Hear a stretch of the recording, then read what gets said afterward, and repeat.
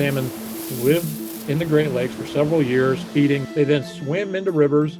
After the salmon swim upstream, they spawn and die.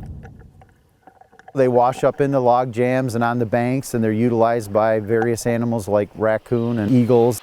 Salmon are natural conveyor belts that eat fish and insects from deep water environments in the Great Lakes and fight river currents to transport the life-giving material upstream. The salmon decompose and become nitrogens that are then absorbed by the roots of the trees and become building blocks that create roots, leaves, and the wood of the tree. Salmon is one of the few ways in which nutrients go back upstream. They fight gravity. I asked Professor Quinn how scientists know the seasonal movement of salmon affect the above water environments around the rivers they die in. You can see in the chemical signal of the trees that the chemistry has incorporated the tissue from the salmon.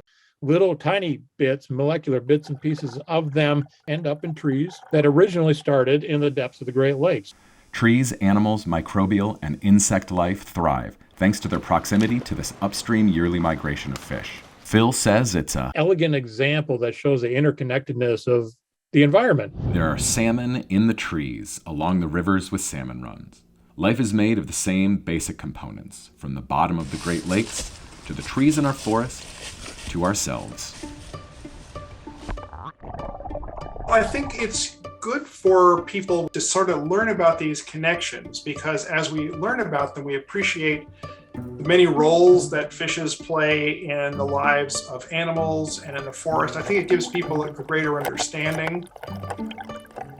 When you have that, you're more prone to, protect these resources when issues come up that threaten them.